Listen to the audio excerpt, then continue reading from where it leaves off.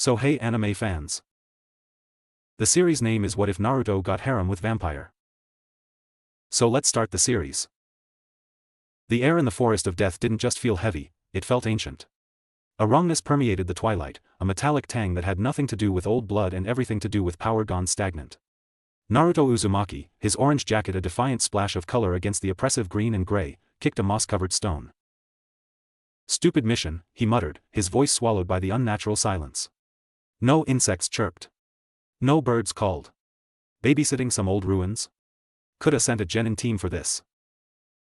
Quiet, Naruto. Kakashi Hataki's single visible eye scanned the clearing ahead, his usual lax posture coiled tight with a vigilance that set Naruto's nerves on edge. These aren't just any ruins. The Hokage's scroll was specific. Something here is seeping. Sealing work from before the founding of the villages. Before the concept of shinobi as we know it. Sasuke Uchiha moved silently beside Sakura, his Sharingan already active, the crimson tomo spinning slowly. The chakra here is fractured. It's not residual. It's bleeding. Sakura hugged her arms, a shiver running through her despite the mild evening. It's cold. And it's not a natural cold. It's leaching warmth. Naruto opened his mouth to retort, but the words died. A prickle, sharp and invasive, traced his spine. Kurama, the nine tails sealed within him, stirred for the first time since they'd entered the forest's deepest heart. Foolish human, the beast's guttural voice echoed in his mind, laced with a rare strain of caution. This place stinks of elder things. Of hunger that predates Bijou, predates chakra as your kind molds it. Turn back. Naruto blinked. The fox was worried. That was new. No way, he said aloud, earning a curious glance from Sakura. We've got a job. Let's just find this leaky seal and patch it up. The ruins were not stone, but a kind of petrified, blackened wood that seemed to absorb the dying light. Symbols carved into the twisted archways were not of any fuinjutsu Naruto recognized from Jiraiya's lessons. They were fluid, organic, like veins or roots, and at their center, a massive, circular stone slab dominated the clearing, covered in more of the same strange script.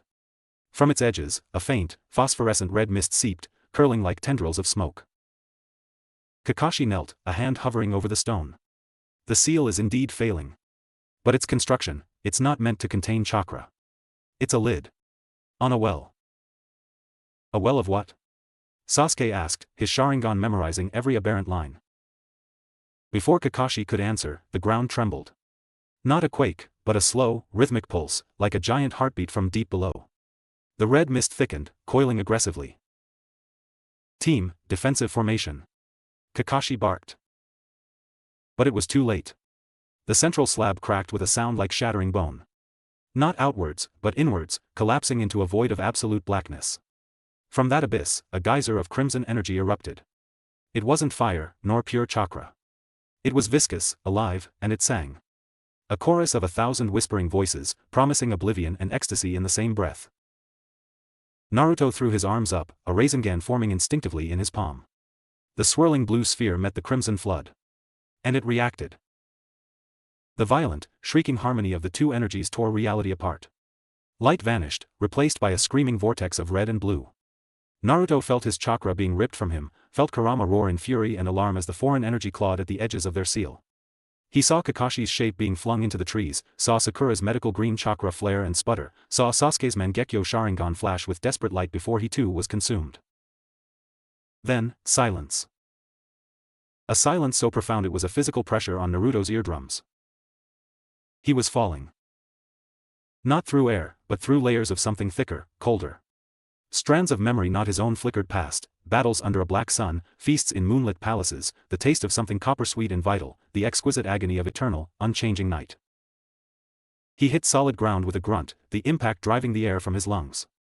Gasping, he pushed himself up. The forest of death was gone. The ruins were gone. His team was gone. He stood in a city of impossible, Gothic spires that pierced a starless, velvety black sky. A massive, bloated crimson moon hung low on the horizon, bathing everything in a blood-tinted twilight. The air was chill and thin, carrying scents of ozone, old stone, and a cloying, floral perfume that masked something rotten beneath. Structures of obsidian and pale marble twisted upwards, their architecture all sharp angles and looming arches. Windows glowed with a soft, sourceless amber light. And the people. They moved through the wide, polished streets with a preternatural grace. Their attire was opulent: silks, velvets, fine tailoring in deep burgundies, blacks, and purples. Their skin was porcelain pale, their eyes holding glints of ruby, gold, or amber. Some laughed, the sound like crystal shards, and when they did, Naruto saw the subtle points of elongated canines. A cold deeper than any winter seized his heart. Pray, Kurama's voice was a subdued growl. You are in a world of predators, boy. And you reek of sunlight and life. As if sensing the thought, a group of them paused. A man with silver hair and eyes like liquid gold turned. His nostrils flared slightly.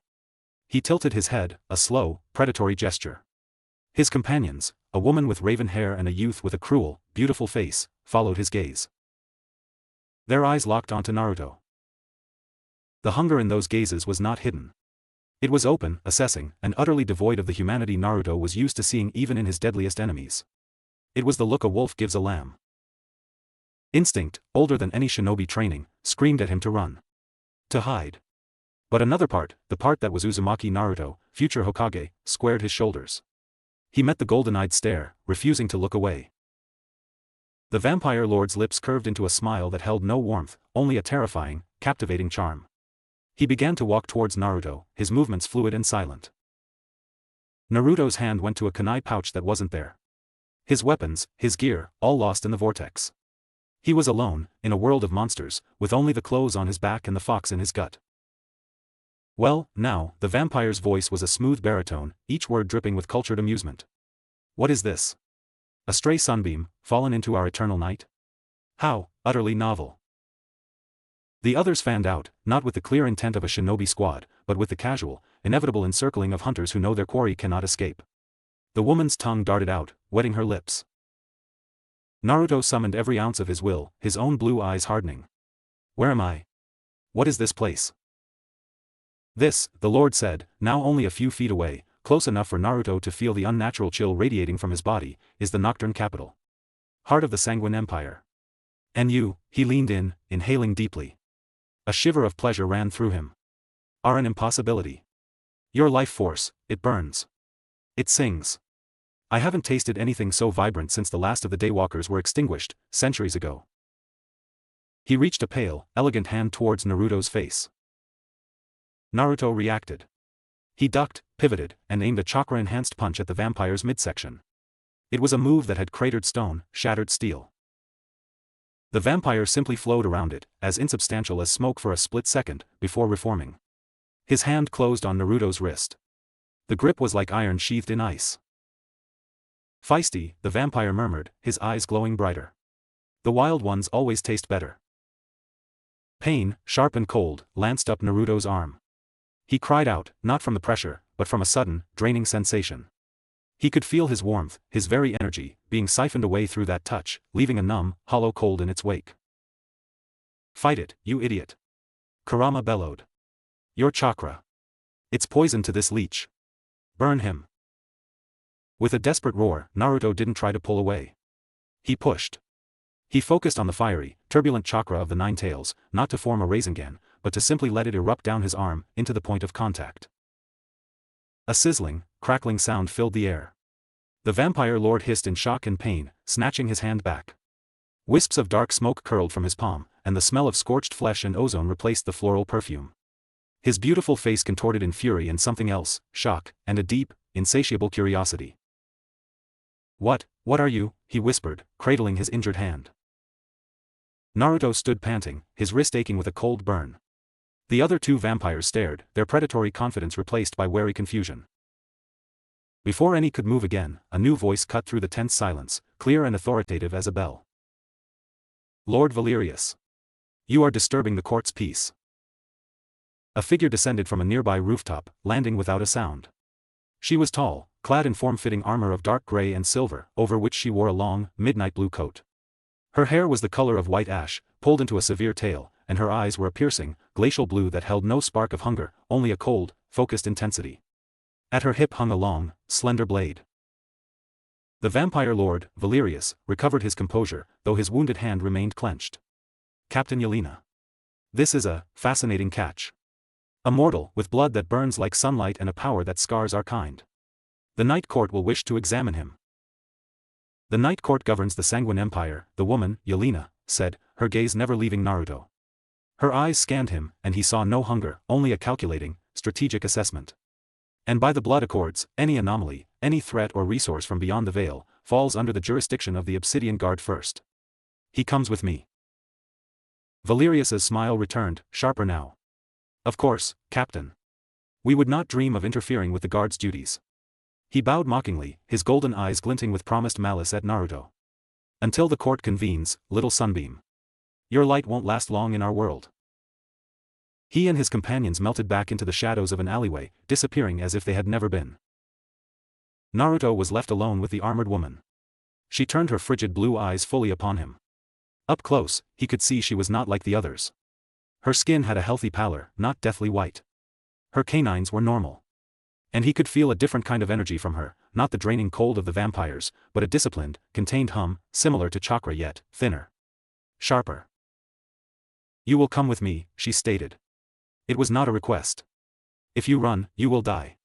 The nobles will hunt you for sport. The feral ones will tear you apart for a taste of what you hold. I am your only chance at surviving the hour. Naruto's mind raced. Trust a stranger in this nightmare world? But the look in Valerius's eyes, that was a fate worse than death. This woman, this Obsidian Guard, represented order. A chance to understand. What are you? He asked, his voice hoarse. A hunter, she said simply. And you are a breach in the veil between worlds. A living sunstorm in a realm of eternal night. You are a problem. And I deal with problems. She gestured with her head. Now. Move. Defiant, exhausted, and utterly lost, Naruto Uzumaki took his first step into the blood-stained shadows of the Sanguine Empire. The crimson moon above watched, unblinking, as the boy who carried the dawn within him was led away into the gilded, predatory dark, the ghostly whispers of the ancient vampire bloodline still singing in the chill, perfumed air. Chapter 2, Gilded Cage and Fractured Light. Captain Yelena did not speak as she led Naruto through the labyrinthine streets of the nocturne capital. She moved with a silent, predatory grace that was different from Valerius's languid elegance. Hers was the gait of a soldier, efficient and aware of every shadowed alcove, every high window. Naruto kept pace, his own shinobi-trained steps quiet, but he felt like a clumsy, noisy child in comparison. The oppressive atmosphere of the city pressed down on him, a tangible weight that seemed to leach the warmth from his very core. They did not head towards the towering, ornate spires at the city's heart. Instead, Yelena led him downwards, into a district of stark, functional architecture. The opulent marble gave way to dark, polished basalt. The scents of perfume and decay were replaced by the clean, sharp smells of ozone, metal, and a faint, coppery tang that Naruto tried not to identify. The amber-lit windows grew fewer, replaced by cold, blue-white crystals set in sconces that cast harsh, unwavering light. Finally, they arrived at a formidable, unadorned fortress built into the very side of the colossal cavern wall that housed the city. The Obsidian Guard Citadel. Black stone swallowed sound. 2 guards flanked the massive, rune-inscribed gate, men and women in similar armor to Yelena's, their faces impassive, their eyes sharp and human. As Yelena approached, they saluted, fists over their hearts, their gazes flickering to Naruto with wary curiosity but no overt hunger. The gates swung open silently. Inside, the air was cooler, drier. The halls were wide, lit by the same blue crystals, revealing a stark military efficiency. Maps of strange territories were pinned to walls, displays of exotic weapons hung in cases, and squads of guards moved with purpose. It was a bastion of discipline in a world of decadent predation. Yelena took him to a Spartan room, 4 walls of smooth black stone, a simple cot, a desk, and a chair. A single crystal glowed in a recessed ceiling niche. There were no windows. You will wait here, she said, her voice echoing slightly in the bare space. Wait for what? Naruto demanded, the frustration and fear of the last hour bubbling over. Where are my friends? Kakashi-sensei. Sakura-chan. Sasuke. What happened to them? Yelena turned, her glacial eyes meeting his. The energy vortex you triggered was a Veiltear. Unstable, chaotic. The chances of you arriving here, in one piece, were astronomically low. The chances of others arriving with you, in the same location, are functionally 0. The words hit Naruto like a physical blow. Functionally 0. Lost. Alone. In a world of vampires. His knees felt weak, but he locked them, forcing himself to stand straight. I have to find them. You will die, she stated, no malice, just cold fact. You are an anomaly. Your very presence disrupts the ambient nocturne energy. To the highborn, you are a curiosity, a potential weapon, or a rare vintage. To the feral ones in the lower wards, you are a beacon of sustenance they can smell for miles. You move without my protection, and you are carrion. Why protect me then? He shot back. What do you get out of it? Information, she said simply. The veil has been stable for millennia. Its fracturing is an existential threat. You are a piece of that puzzle. The how and why of your arrival could determine the survival of this city, this empire. She stepped closer, and Naruto caught a scent from her, frost and steel, with none of the cloying sweetness of the vampires outside. You will tell me everything. From the beginning. The ritual, the symbols, your own, peculiar energy. She left, the door sealing behind her with a soft, final thud that echoed in the silent room. It wasn't locked, he realized upon testing it. But the implication was clear, leaving was suicide. Naruto sank onto the cot, his head in his hands. The enormity of his situation crashed down. He was trapped in a gilded cage, in a world of eternal night, separated from everyone he knew and loved. The image of Sakura's green chakra sputtering out, of Sasuke's Sharingan flash, of Kakashi being flung away, they played behind his eyes on a torturous loop. Stop wallowing, Kurama's voice grumbled within. The female is correct. This is a nest of parasites. Your sentimentality will get you drained. They're my friends, you furball. Naruto muttered aloud. And if they are here, they are either dead, thralled, or learning to survive as you must. Moping helps no one. The fox was right, as it often was in its brutally pragmatic way. Naruto took a deep, shuddering breath. He had to assess, to understand. He focused inward, reaching for his chakra. It responded, swirling in his core, but it felt different. Agitated. As if reacting to the very air of this place. He formed a tiny fraction of it in his palm, a miniature Rasengan without the spin. The blue energy crackled, and within its heart, he saw faint, angry threads of crimson, like the energy from the seal, trying to intertwine with his own, hissing and spitting where they met. See?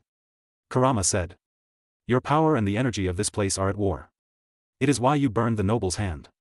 Your chakra is a toxin to their essence. And their essence, the fox's tone grew grim. It seeks to corrupt, to convert. To make you part of this eternal night. A knock at the door, 2 sharp raps, broke his concentration. The chakra vanished. The door opened, and a young man entered, carrying a tray. He was human, dressed in simple gray fatigues, his eyes downcast. He placed the tray on the desk, a bowl of clear broth, a hunk of dark bread, a cup of water. He didn't speak, didn't meet Naruto's gaze, and turned to leave. Hey, Naruto said. The man flinched, stopping. You're not one of them, are you? The man shook his head quickly, still not looking up. A thrall? Naruto pressed, the word tasting foul. No, sir, the man whispered, his voice rusty from disuse. Citizen. Of the Daylight Quarter. He finally risked a glance, his eyes brown and full of a tired, resilient fear. The guard protects us. They need us. To maintain the city. To serve. He said it like a mantra, a truth he had to believe. Do not leave the citadel, sir. The night is not for the living. He scurried out before Naruto could ask more. Daylight Quarter.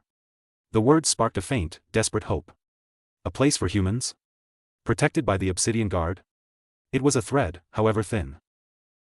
Hours passed, measured only by the unwavering glow of the light crystal. Naruto paced, his mind a whirlwind. He had to find a way to locate his friends. He had to understand this world's rules. He had to get home. The door opened again. Yelena returned, this time without her coat and armor, wearing a gray tunic and trousers. She carried a sheaf of parchments and a stylus. She sat at the desk, gesturing for him to take the chair opposite.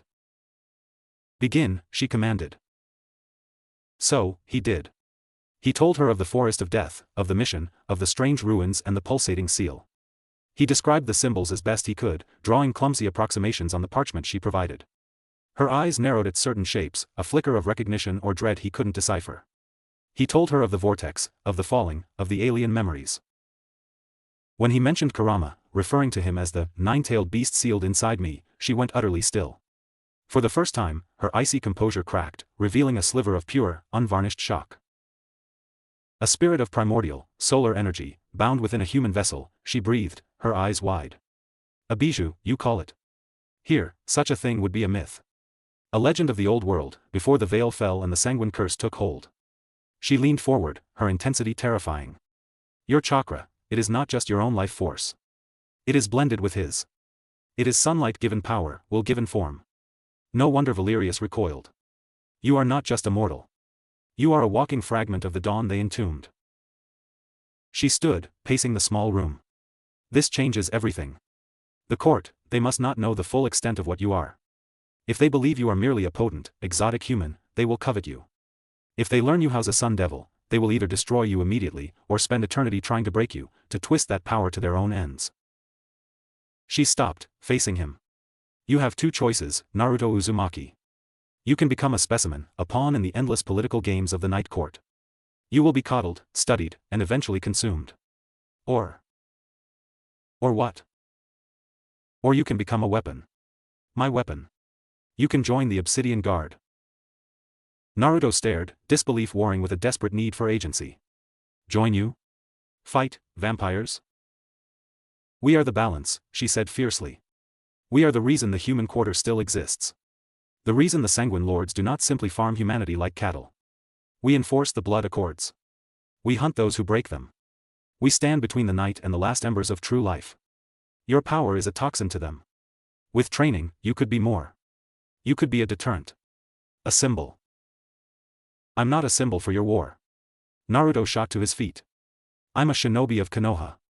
I need to find my friends and go home. And how will you do that? Her voice was a whipcrack. Do you know the thaumaturgy to reopen a veil tear? Do you have the power to navigate the chaos between worlds? We do. The Obsidian Guard has archivists, scholars who study the veil. We have access to relics and knowledge the court hoards. Your path to finding your friends, to perhaps finding a way home, runs through us. It was a devil's bargain. Serve in a war not his own, for a chance at salvation. It was too much like the path of hatred Sasuke had once walked. But what alternative did he have? Wander the blood-stained streets until a noble like Valerius caught him? I need to think, he said, his voice strained. You have until dawn, she said, though the concept of dawn here felt like a cruel joke. The court will formally request your presence tomorrow. I can delay, but not refuse. When you meet them, you will already need to be under the aegis of the guard, or you will belong to them. She left him again with the weight of the impossible choice. Naruto lay on the cot, staring at the ceiling. He thought of Konoha, of Ramen, of Irika's smile, of Tsunade's scolding. He thought of Jiraiya, who had died to bring him home from another dark path. Was this his fate? To be forever lost in worlds not his own, fighting battles in endless shadows? The she-wolf offers a path, however thorny, Kurama mused. Power. Purpose. Information. In this shadowed pit, that is more than most receive. Your precious will of fire, can it not spark in the dark as well as in the sun? Could it? Could he protect his humanity, his ideals, in a world that rewarded monstrosity? The memory of the hungry look in Valerius's golden eyes was answer enough. To do nothing was to be consumed.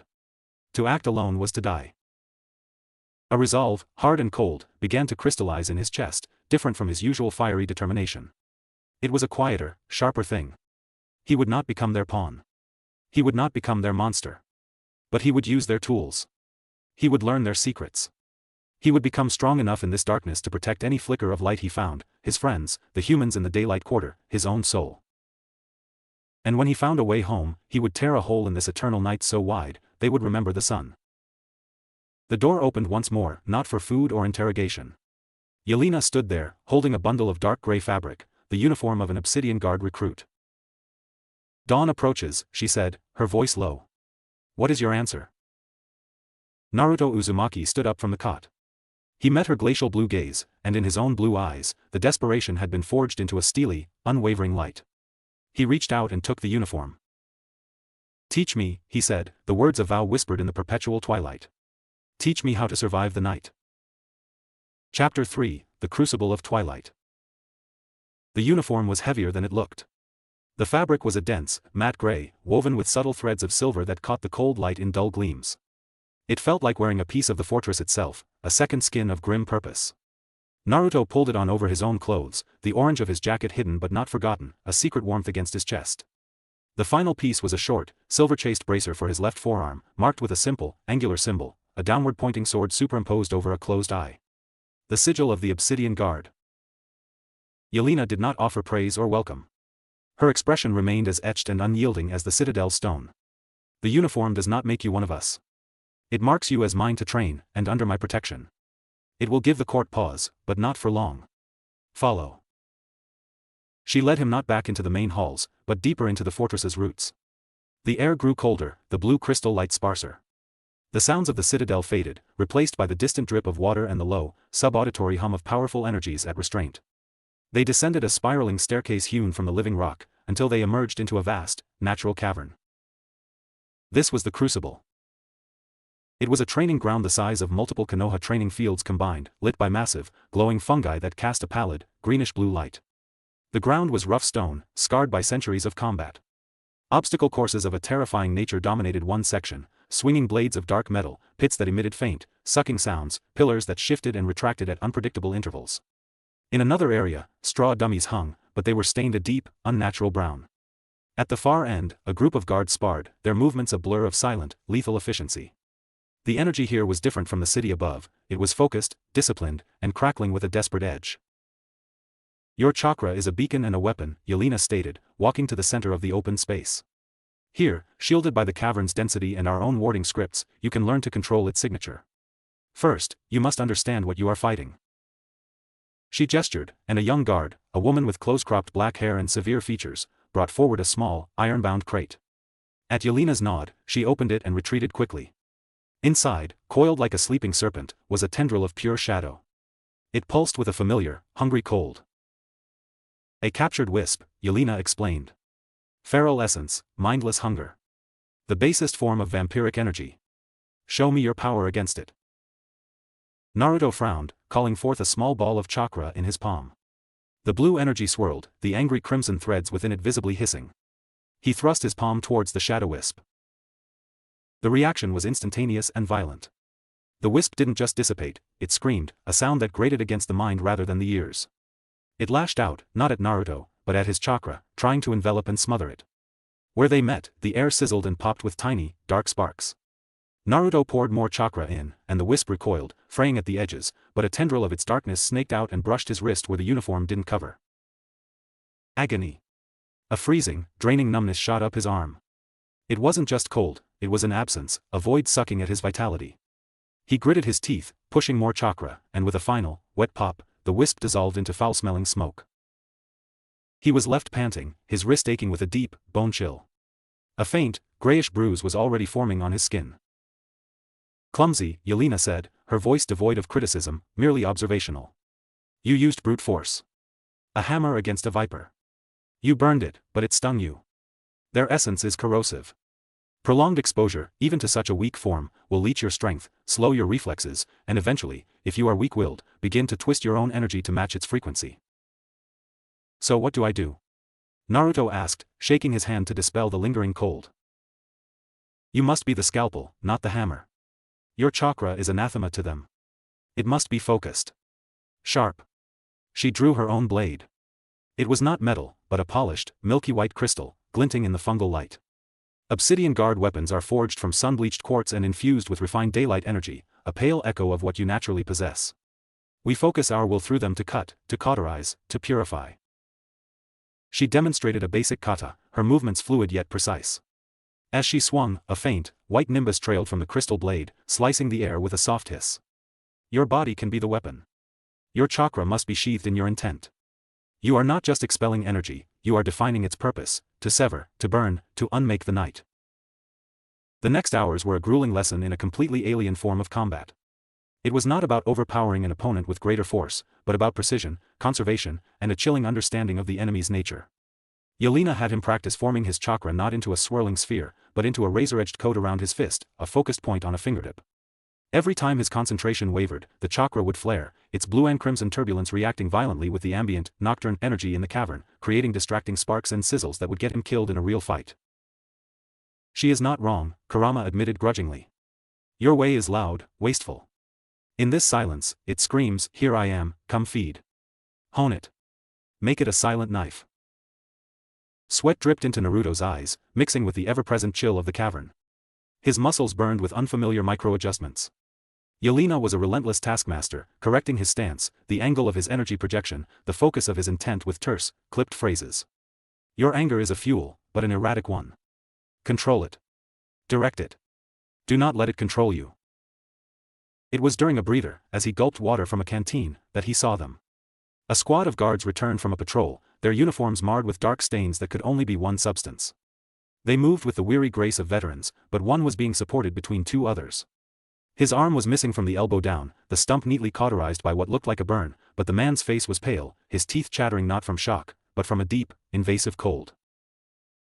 Ghoulish ambush in the Silver Slip Quarter, one of the supporting guards reported to a superior in a low voice. They're getting bolder. The court's tithe collectors have been thinning the feral herds near the daylight border. Pushing them into our sectors. The superior, a grizzled man with a scar across his throat, nodded grimly. See to Roken. Get him to the healers. And double the watch on the lower aqueducts. His eyes, sharp as flint, swept across the training cavern and lingered on Naruto for a moment, a gaze of assessment, not hunger, but containing a deep, ingrained suspicion. They don't trust me, Naruto muttered to Yelena. Trust is earned in blood here, she replied, watching the wounded man being carried away. You are an unknown. A potential asset, but also a potential catastrophe. Your very existence challenges the natural order of this world. That frightens them more than any vampire lord. The next part of his training was even more unsettling. Yelena brought out a small, crystalline vial containing a single drop of a viscous, silver liquid that glowed with its own soft light.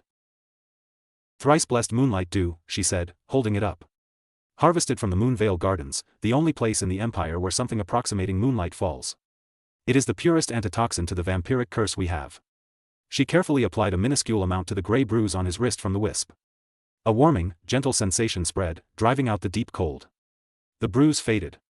You will learn to identify such reagents. Your body may resist corruption better than ours, but you are not immune. Even the Ninetales' power can be eroded, given enough time and exposure. As the artificial, training cycle, marked by the dimming and brightening of the fungal lights, came to an end, Yelena finally broached the subject he was burning to ask about. You wish to search for your comrades, she stated. It is a futile gesture if done blindly. The Veil Tear was a chaotic event. They could have emerged anywhere in the Sanguine Empire, or in the desolate wastes beyond. The energy signature of your arrival, however, was unique. Our seers at the Spire of Echoes may be able to scry for similar disruptions in the Veil's fabric, ripples from the same stone thrown into a pond. Hope, sharp and painful, lanced through Naruto's exhaustion. You'll take me there? No, she said flatly. The Spire is under the jurisdiction of the court's own mystics, though the guard maintains a liaison. Your presence would raise too many questions. But I will have our liaison make discreet inquiries. It will take time. And currency. Currency? Favors. Information. Leverage. Her glacial eyes held his. The mission you will accompany me on tomorrow night will provide some. We are to investigate a breach in the Ward of Whispers, a district of minor nobles and scholars. Something is killing them, quietly, leaving drained husks that not even the blood tax collectors can use. The court is displeased. It is messy. Undignified. They want it cleaned up. If we succeed, it earns the guard capital. And I can spend some of that capital on your request. A mission. Real action. Not just training in a cave, but a step into the gothic heart of this monstrous city, with a purpose. A chance to earn his way towards finding his friends. What's killing them? Naruto asked, his voice low. Yelena's expression was grim. That is what we must discover. But the method suggests either a rogue vampire of significant power, or something new. She looked at him, and in that look, he saw the unspoken thought. Or something that came through with you. That night, in his cell-like room, Naruto couldn't sleep. The chill of the cavern was in his bones, but a different fire burned in his gut. He held up his hand, focusing. A whisper of blue chakra coated his fingertips, this time holding its form steadily, a silent, sharp dagger of light in the perpetual twilight. He thought of Sakura's medical precision, of Sasuke's analytical ruthlessness, of Kakashi's tactical genius. I'm learning, he thought into the silence, hoping somehow they could hear it.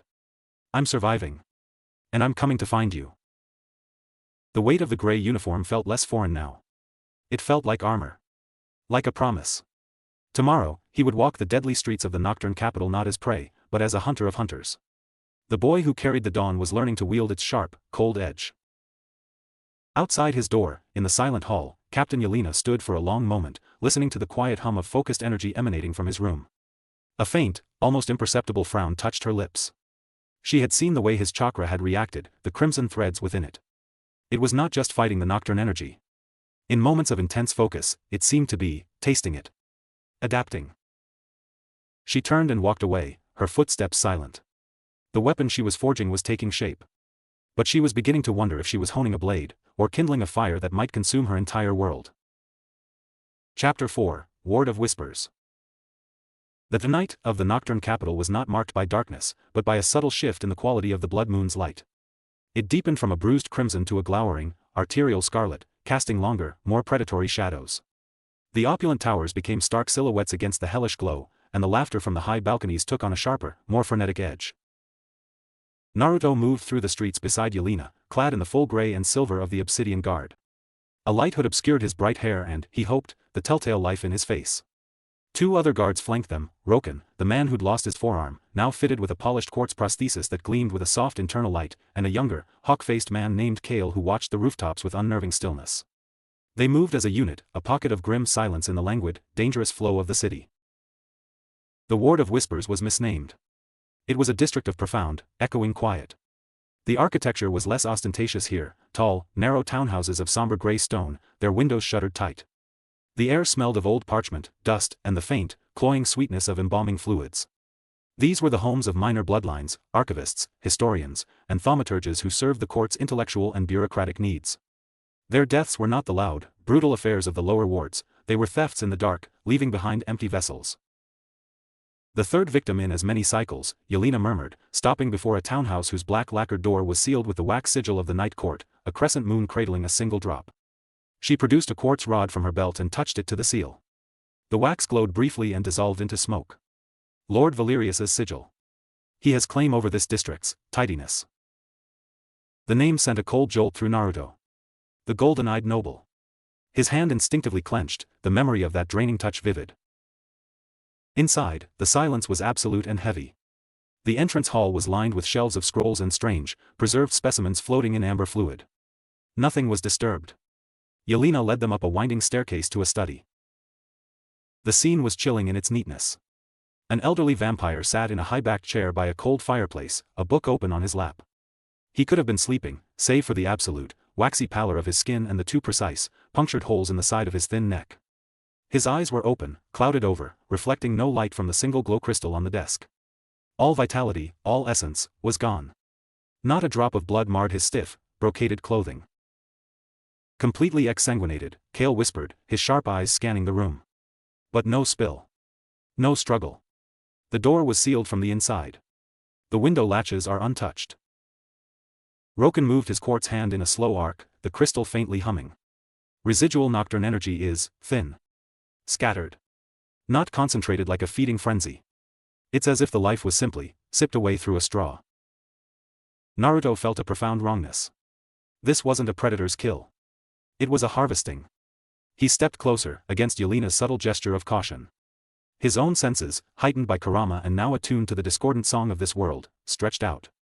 Beneath the dusty silence, he caught it, a faint, lingering echo. Not a scent, not a sound, but a sensation.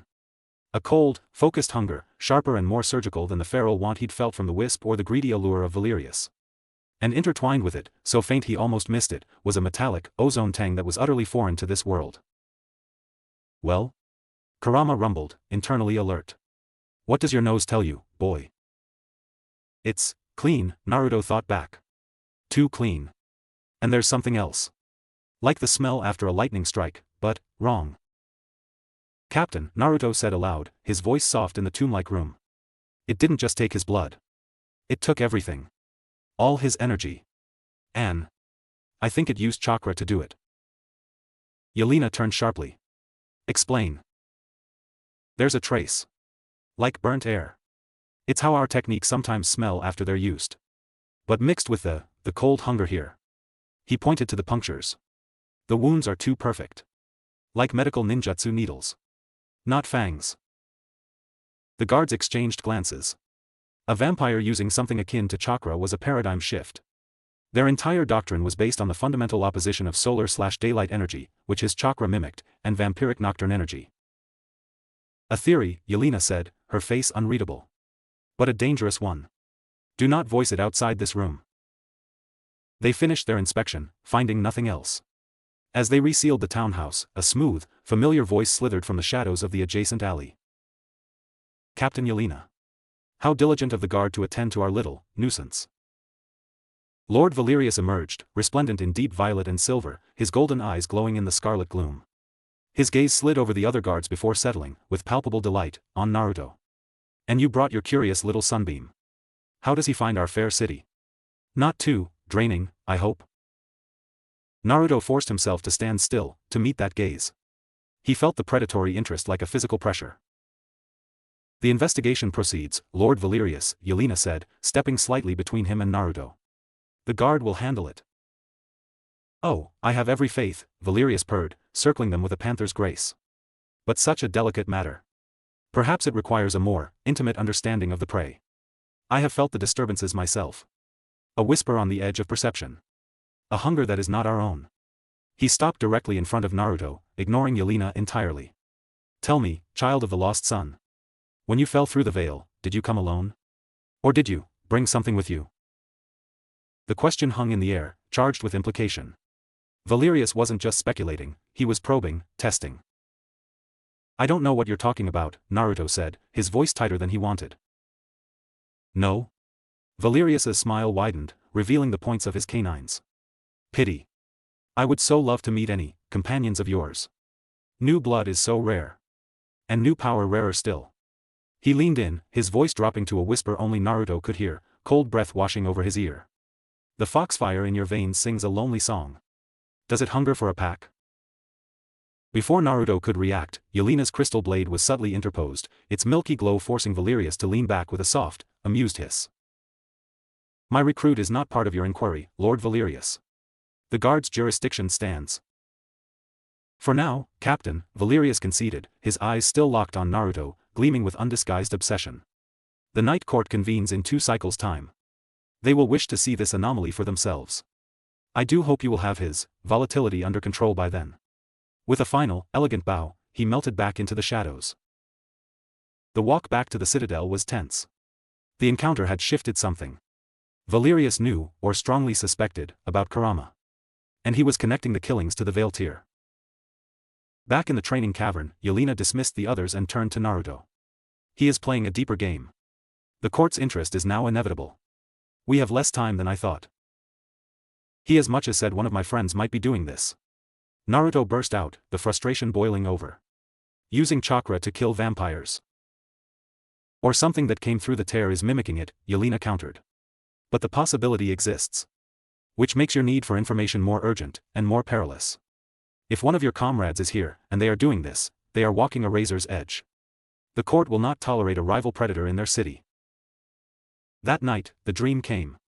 Not a memory, but a vision woven from stress, lingering sensations, and Kurama's restless presence. He was standing in a grand, dark mirrored hall. Before him sat a figure on a throne of fused bone and obsidian, features obscured by shadow. Below, in a pit, 2 figures fought. One moved with the liquid grace of a vampire, but their strikes released bursts of familiar blue chakra. The other was a writhing mass of shadows and gnashing teeth, a feral, but immense. The chakra user was winning, their movements efficient, brutal, devoid of the flashy style Naruto knew. They delivered a final, piercing strike, a concentrated lance of chakra that unmade the feral into dissipating smoke. As the victor stood panting, they turned, and for a fleeting second, Naruto saw a shock of pink hair and eyes glowing not with the Sharingan, but with a desperate, clinical green and cobalt light. Sakura. Then the figure on the throne spoke, a voice like grinding stones and silk. A fascinating hybrid. The vigor of life, honed by the necessity of the night. She will make a fine addition to the collection. Naruto woke with a gasp, sitting bolt upright on his cot, his heart hammering against his ribs. The gray bruise on his wrist, nearly faded, throbbed in time with his pulse. It was just a dream. A stress-induced phantom. But Kurama was unusually silent. And the taste of ozone and cold hunger from the ward of whispers lingered in his mind, now inextricably linked with the image of Sakura fighting for her life in a pit. He looked at his hands in the dim glow. The path forward was no longer just about survival or finding a way home. It was a race. A race to find his friends before the Sanguine Empire did. And a race to understand what unholy alchemy was occurring when the power of chakra met the cursed hunger of the eternal night. He had asked Yelena to teach him to survive the night. Now, he needed to learn how to hunt in it. Not just vampires. But the truth. Whatever, and whoever, it might lead him to. Chapter 5, The Silent Blade and the Screaming Sky. The crucible's fungal lights had dimmed to their lowest ebb, simulating the capital's deepest night. Naruto stood alone in the center of the scarred stone floor, eyes closed, breathing a slow, controlled rhythm. The air hummed with the cavern's latent chill and the residual, prickling energy of countless sparring sessions. Your focus is a torch in a fog, Yelena's voice cut through the silence from the shadows of a training pillar. It announces your presence and your intent. You must become the fog itself. The silent chill that precedes the killing frost. Naruto didn't open his eyes. He was learning. Her lessons were no longer just about shaping chakra, they were about reshaping his entire approach to conflict. Shinobi combat was about overwhelming force, misdirection, and elemental supremacy. This was about conservation, lethality, and a kind of predatory patience that felt alien in his bones. He let his awareness expand, not with the boisterous sensorine pulse he'd been taught, but with a slow, creeping diffusion of his chakra, a technique Yelena called Moon's Veil. It was a guard-specific art, designed to feel out nocturne energy signatures without triggering a predator's alarm. To his senses, the cavern became a tapestry of faint, cool impressions, the dormant wards in the walls, the fading echoes of Roken's quartz arm, the sharp, clean signature of Yelena herself, like a sliver of ice in the dark. And then he felt it. A flicker. Not the ambient chill, but a hole in it, a spot of nullity that drank the faint energy of the veil. It was behind him and to the left, moving with a spider's silent grace. Now, Kit, Kurama whispered, a hunter's gleam in the mental voice. Naruto didn't turn. He didn't flare his chakra. He simply shifted. One moment he was a statue, the next, he was a blur of gray, his body dropping low as a ribbon of polished quartz sliced through the air where his neck had been. His own hand, sheathed in a paper-thin layer of honed blue chakra, snapped upward in a short, brutal arc. His fingertips met resistance, not flesh, but something dense and leathery, and the focused chakra discharged with a sound like a cracking whip. A pained, guttural hiss echoed in the cavern as a figure shimmered into view, stumbling back. It was a vampire, but unlike any he'd seen. Its attire was simple, dark, and practical, devoid of noble opulence. Its face was gaunt, its eyes solid pools of glossy black, and its mouth was a disturbing rictus of needle-like teeth. It clutched its side where Naruto's strike had landed, smoke curling from a blackened, sizzling wound. Ghoulstalker, Yelena announced calmly, stepping into the light. An assassin breed. Favored by certain bloodlines for wet work. Its skin diffuses light and dampens energy signatures. A perfect test. The stalker recovered with terrifying speed, its form blurring as it launched itself not at Naruto, but at Yelena, its needle teeth bared. It moved faster than a shinobi, a streak of hungry darkness. Yelena didn't draw her blade. She pivoted on one foot, her other leg lashing out in a deceptively simple kick. Her boot connected with the stalker's jaw. There was a crack of splitting chitin, and the creature was flung sideways, crashing into a training post with enough force to splinter the ancient wood. Before it could rise, Naruto was on it. The lessons crystallized. He didn't form a Rasengan. He didn't need to. He visualized his chakra as a scalpel, as Yelena had taught him. He drove 2 fingers, tipped with a concentrated point of searing blue light, into the hollow of the stalker's throat. The effect was instantaneous and gruesome. The creature didn't scream, it unraveled. The corrosive nocturne energy holding its form together met the anathema of his focused chakra and disintegrated. It burst into a cloud of ash and a final, dissipating shriek of released hunger. Naruto stood over the settling dust, panting slightly. His fingers tingled, the skin red and raw as if from a mild burn. The fight had lasted less than 10 seconds. Better, Yelena acknowledged, her gaze analytical.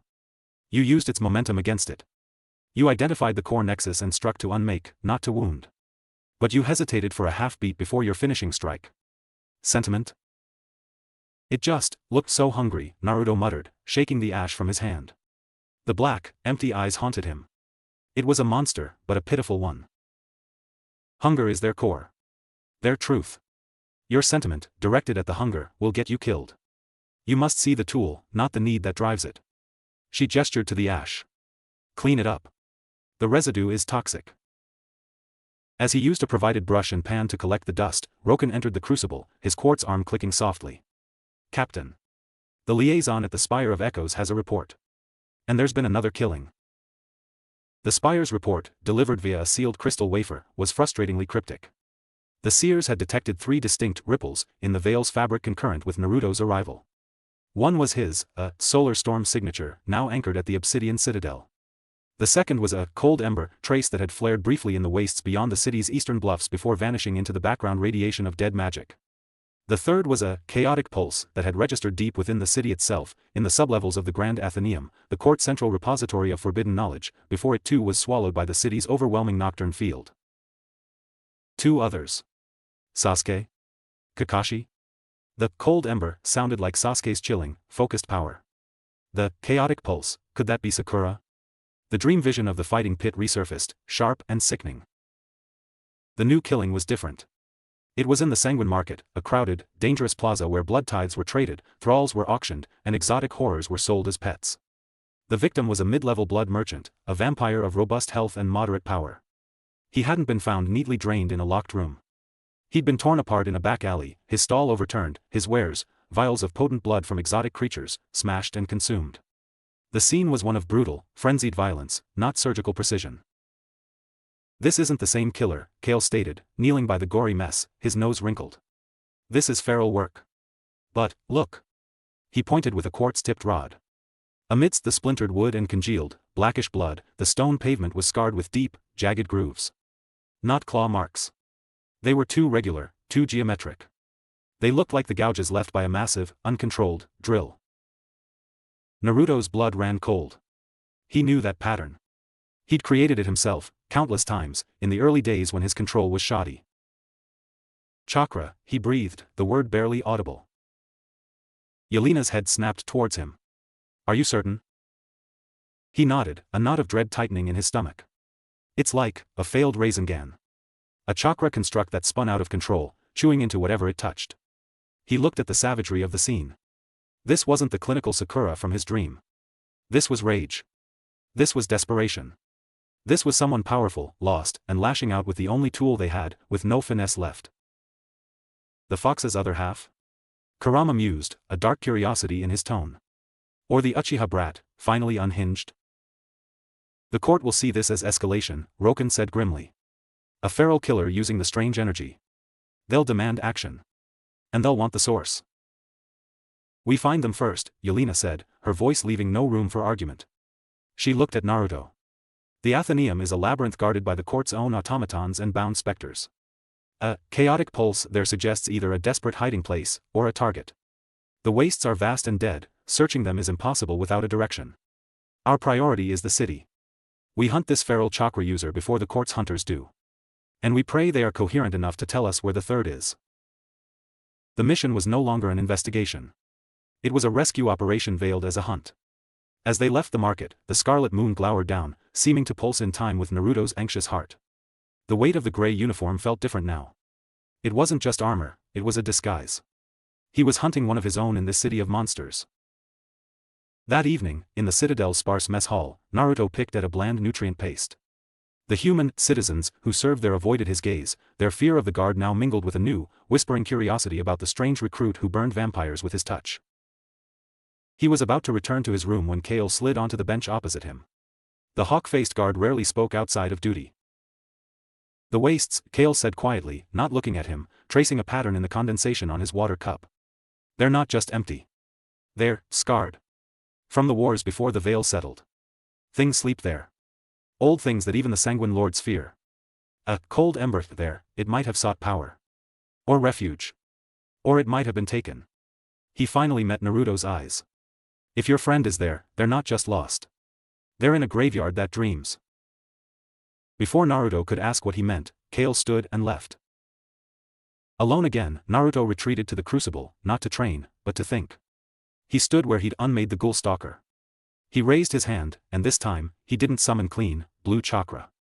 He let the memory of the fight, the desperate violence of the market scene, the cold dread of the wastes, and the piercing loneliness of this eternal night seep into his focus. The energy that flickered around his fingers was not the pure blue of Konoha. It was a turbulent, stormy violet, shot through with the angry crimson threads of Kurama's power and faint, swirling motes of the cavern's own nocturne energy. It hissed and crackled, hungry and unstable. "Careful, boy," Kurama warned, but there was intrigue in his voice. You're mixing paints from a poisoned palette. Naruto stared at the volatile energy. It was ugly. Dangerous. It felt like the city itself. But it was also powerful. A weapon this world would not expect. He clenched his fist, snuffing it out. He wouldn't. Not yet. That path led somewhere dark, somewhere he might not return from. But as he walked back to his room through the silent, dark halls, the echo of that violet energy lingered in his mind. In a world without sun, could he afford to only wield its pure light? Or would he have to learn to fight fire with a darker, more familiar shade of shadow? The silent blade Yelena was forging now had a hairline crack, and through it seeped a promise of terrifying, screaming power. Chapter 6, The Grand Athenaeum. The Grand Athenaeum was not a building, it was a geological event given architecture. A mountain of polished basalt and black marble carved into the likeness of a colossal, slumbering dragon, its spires the spines along its back, its great yawning maw the entrance. It brooded over a silent, mist-wreathed plaza, untouched by the sanguine moonlight, as if it drank the very light around it. Here, the cloying perfume of the city was gone, replaced by the scent of ozone, stone dust, and something older, the dry, cold smell of knowledge that should have remained buried.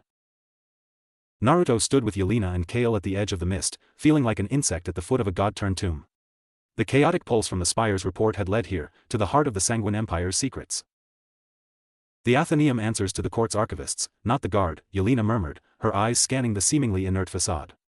Our jurisdiction is thin here. We enter on the pretext of investigating nocturne energy fluctuations that might threaten the collections. Say nothing of chakra. Say nothing of your friends. They passed between stone fangs the size of ancient trees, entering a cavernous vestibule lit by floating, pale green witch lights. The air grew colder with every step. The silence was absolute, a vacuum that sucked at sound. Statues of forgotten, monstrous deities lined the hall, their features blurred by time and intention. A figure awaited them, gliding from the shadows. It was an archivist, its form shrouded in gray, fibrous robes that seemed woven from cobwebs and dust. Its face was a pale, smooth oval devoid of features save for 2 pinpricks of cobalt light where eyes should be. It did not speak, but a voice, dry as crumbling parchment, echoed directly in their minds. Query, purpose. Authorization. Yelena presented a quartz sigil, the guard's insignia glowing softly. Obsidian Guard, Captain Yelena. We register anomalous nocturne discharge signatures within the Athenaeum's lower registers. Potential threat to the integrity of the Codex Mortis. We request investigative access. The archivist's featureless face tilted. The mental voice returned, laced with a hint of cold amusement. The guard's vigilance is noted. The lower registers are unstable. Knowledge there is not inert. It feeds. Follow the lumen path. Stray not. Touch nothing. It gestured with a skeletal hand, and one of the floating witch lights drifted away from the congregation, bobbing towards a side archway that descended into profound darkness.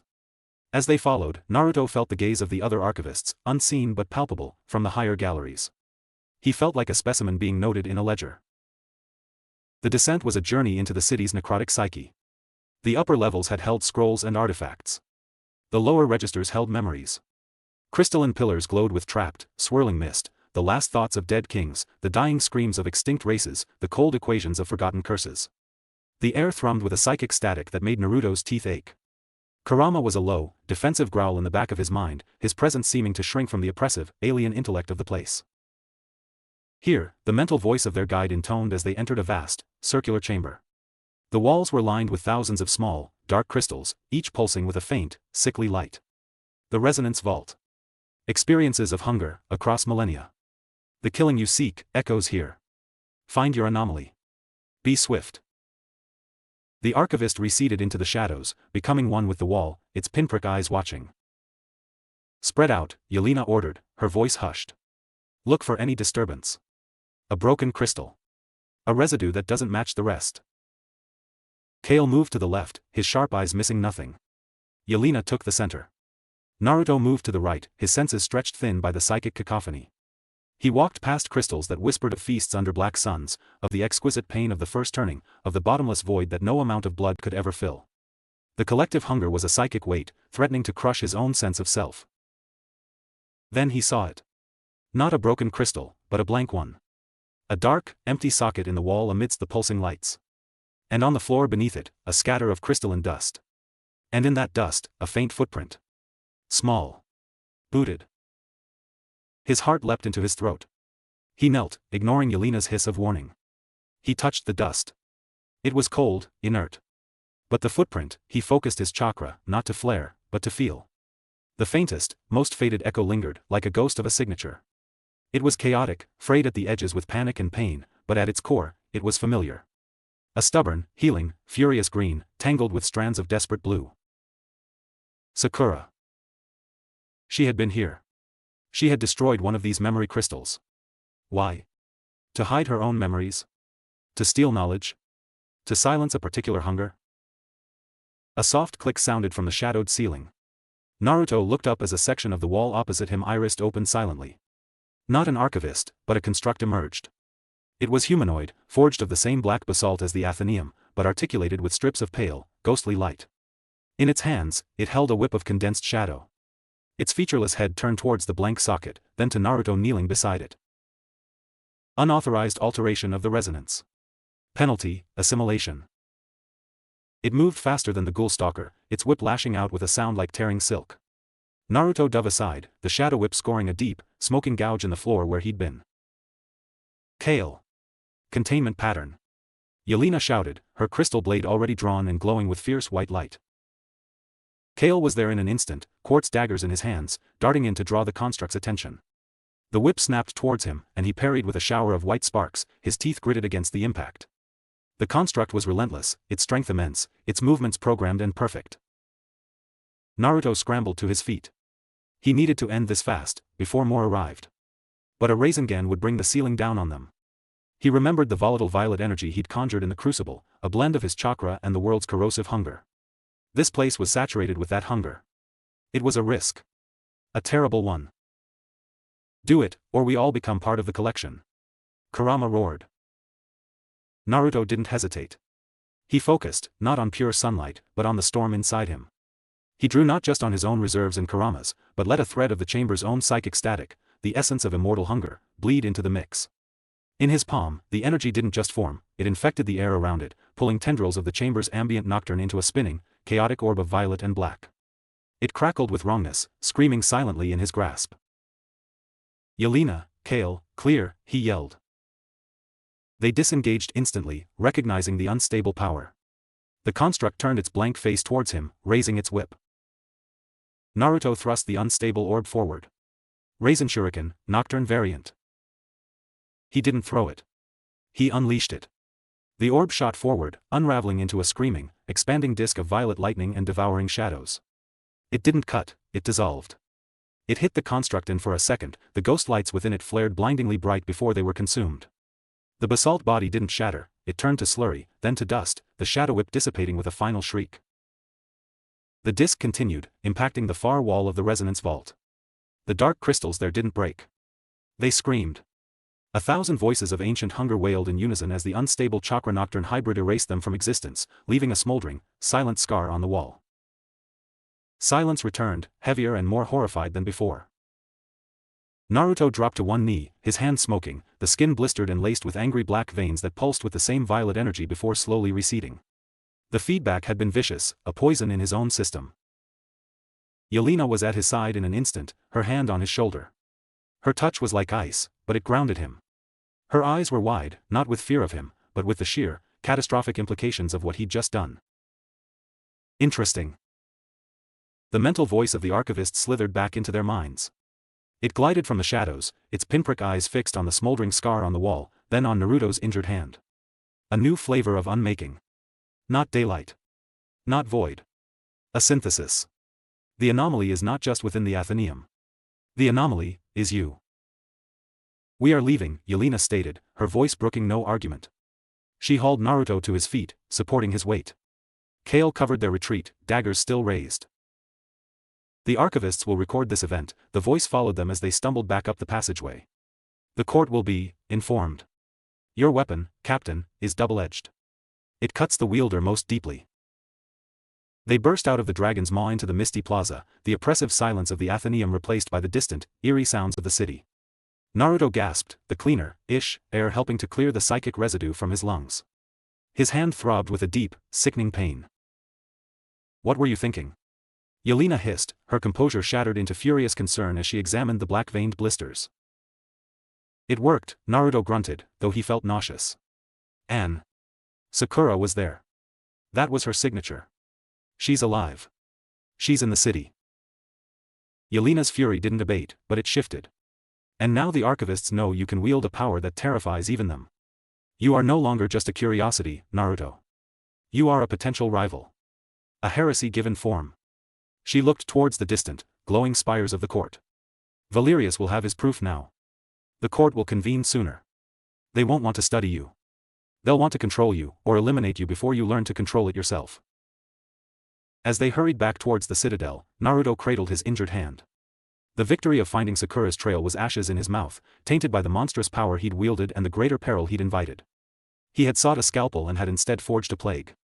And in the depths of the Grand Athenaeum, a blank crystal socket bore silent witness to a friend's desperation, while a smoldering scar spoke of a protector becoming something the night itself might learn to fear. Chapter 7, The Blood Tithe. The Obsidian Citadel was no longer a sanctuary. In the cycles following the Athenaeum, it became a gilded cage under silent siege. The guard moved with a new tautness. The human citizen serving within its walls looked at Naruto with a fresh, superstitious dread, whispering about the Voidbringer, who had scarred the dragon's belly. His injured hand, now treated with thick salves and bandaged, pulsed with a dull, remembered ache, a constant reminder of the volatile power he'd tapped into. Yelena confined him to the crucible and his quarters. Training intensified, but its focus changed. No longer was it about hunting vampires, it was about control, containment. She drilled him in meditation techniques so severe they felt like self-flagellation, forcing him to isolate his own chakra from the ambient nocturne energy, to build psychic walls against the whispers of hunger that now seemed to cling to him. The power you used is a poison, she stated, her voice stripped of all emotion as she watched him struggle to maintain a sphere of pure blue chakra, the violet corruption constantly trying to seep in at the edges. It is the energy of this world, but twisted by your own foreign essence. It doesn't just kill them, it uncreates. It is anathema to the fundamental order here. Use it again, and you will not just draw the court's ire. You will draw the attention of things that sleep in the deep places, things that consider vampires fleeting mayflies. She fears it, Kurama noted, a hint of dark pride in his observation. They all do. Good. Let them. But Naruto feared it too. He'd felt the feedback, the way it had tried to root itself in his own chakra pathways, a parasitic, hungry echo. He remembered the scream of the erased crystals. That wasn't strength, it was a cancer. His only solace was the confirmation that Sakura was alive, somewhere in the city's monstrous belly. But that solace was thin, strained by the knowledge that his outburst had likely sent the court's hunters into a frenzy, narrowing her window of survival. The summons came on the third cycle. Not a scroll, but a living message. A thrall arrived at the citadel gates, its eyes glazed with compelled obedience. It was a young man from the daylight quarter, his face pale with terror, holding a single, black rose whose stem was wrapped in silver thread. He spoke in a monotone, his voice not his own. The night court convenes. The anomaly known as Naruto Uzumaki is commanded to attend the blood tithe. He will present himself at the crescent spire at the peak of the scarlet hour. By the authority of the Sanguine Crown, and the interest of Lord Valerius of the Silver Soul line.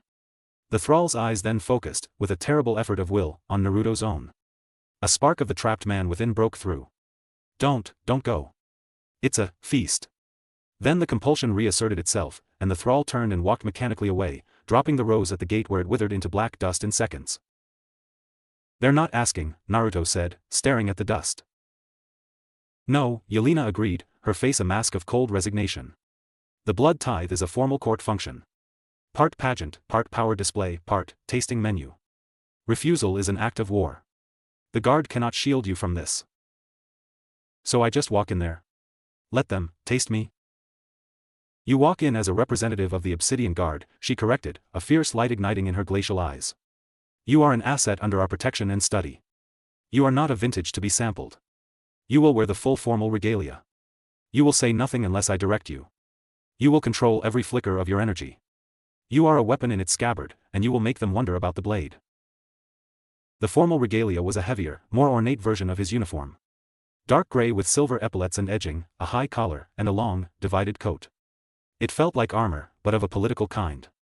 Yelena herself wore a captain's formal attire, a stark white surcoat over her gray, the obsidian sigil prominent.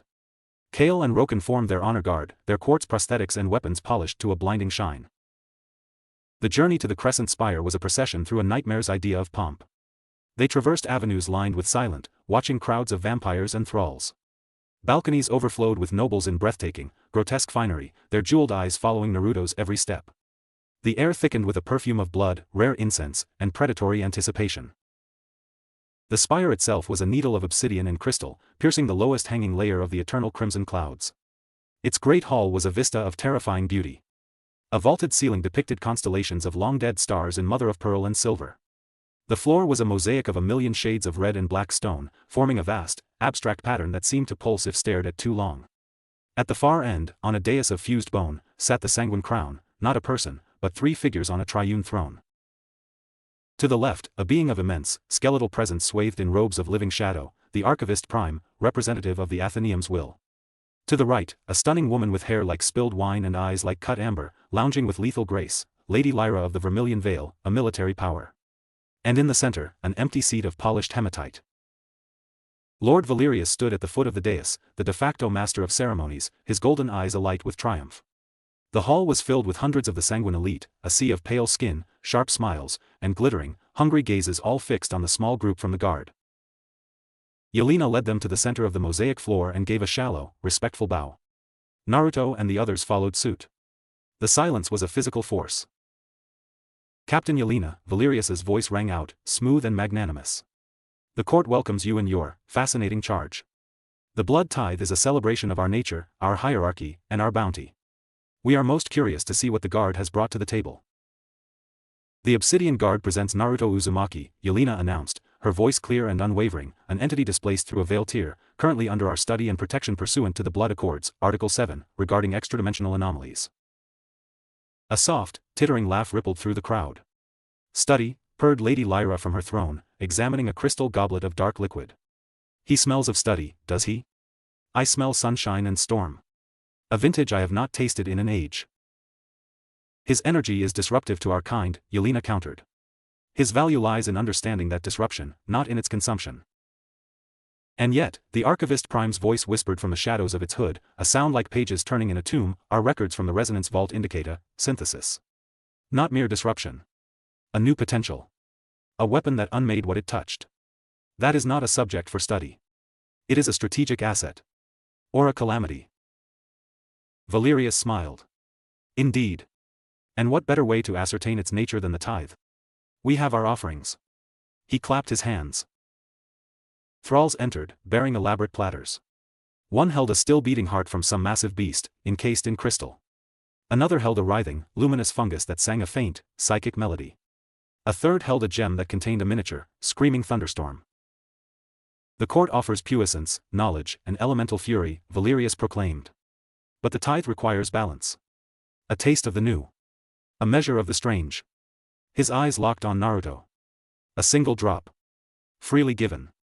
To prove you are not merely a destructive force, but a being that can participate in the eternal dance of our society. A thrall approached Naruto, holding a small, ornate dagger of silver and a crystal vial. Naruto's blood ran cold. A freely given drop. It was a ritual, a trap. To give his blood in this context was to acknowledge their sovereignty, to offer a piece of himself for their appraisal, and potentially, for their use. He felt the weight of the entire court's will pressing down on him, a psychic vampirism demanding submission. Yelena's hand was a subtle white-knuckled fist at her side. She couldn't intervene. This was court ritual. Do not, Kurama snarled, a primal warning. Your blood is not just blood. It is my prison, your chakra, the seal's matrix. To give it is to give them a key. Naruto looked at the expectant, hungry faces. He saw Valerius's triumphant gleam. He saw Lady Lyra's predatory curiosity. He saw the Archivist Prime's featureless, recording silence. He thought of Sakura, hiding somewhere in this city. Of Sasuke, possibly lost in the blighted wastes. Of Konoha, a world away under a real sun. He was not a vintage. He was not an asset. He was Uzumaki Naruto. He reached out, not for the dagger, but gently pushed the thrall's hand holding it aside. The collective gasp in the hall was a hiss of shock. No, Naruto said, the word echoing in the terrible quiet. He kept his voice level, pulling on every lesson of control Yelena had drilled into him. My blood is not part of your tithe. I am not of your world. I do not dance to your music. The silence shattered into a cacophony of outraged whispers and delighted, dangerous laughter. Valerius's smile didn't fade, it sharpened into something raptorial. You refuse the court's tradition? You spurn our hospitality? I define my own, Naruto shot back, his blue eyes meeting the golden ones without flinching.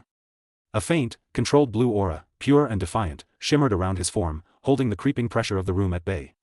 The obsidian guard studies me. That is the only claim this world has. And I am not on the menu. For a long, suspended moment, he stood there, a spot of defiant blue light in a sea of crimson hunger and shadow. The tension was a wire stretched to breaking. It was Lady Lyra who broke it, throwing her head back with a laugh that was both musical and terrifying. Oh, I like him. Spirit. Fire. It will make the breaking so much sweeter when it comes. The Archivist Prime's hood tilted. The data is recorded. Defiance. Solar affinity confirmed. Strategic reassessment required. Valerius finally nodded, a slow, deliberate gesture. The tithe is concluded. The court has witnessed your nature, Naruto Uzumaki. You have made your position clear. His eyes promised that the position was now a target. Captain Yelena, your charge is as volatile as reported. Guard him well. The night is long, and even the brightest sparks can be swallowed. As they were escorted out, the weight of 1,000 predatory stares followed them. They had not given blood, but they had drawn a line in the sand. And on the other side of that line, the entire Sanguine Empire now waited, not with curiosity, but with a unified, awakened hunger. Back in the safety of the Citadel's lower halls, the bravado drained from Naruto, leaving him shaking. Yelena faced him, her expression unreadable. That was either the bravest or the most foolish thing I have ever witnessed, she said quietly. You have made an enemy of the entire ruling class. I wasn't going to be their snack, Naruto muttered, leaning against the cold wall. No, she agreed, a strange, grim respect in her eyes. You were not. You declared yourself a power. A rival power. Now, they will treat you as one. The hunt for your friend is no longer just our mission. It is a race against every noble house, every court hunter, who will want to use her as a lever against you, or destroy her to wound you. She placed a hand on his shoulder, the touch still cold, but no longer just disciplinary. The game has changed, Naruto. You are no longer a pawn. You are a player. And in this game, the stakes are not just survival. They are the soul of everything you are. The echo of the court's hunger followed him into his dreams, not as a whisper, but as a roaring, crimson tide. And at its center, he saw not Sakura or Sasuke, but his own reflection, his eyes burning not with blue, but with a hungry, defiant violet.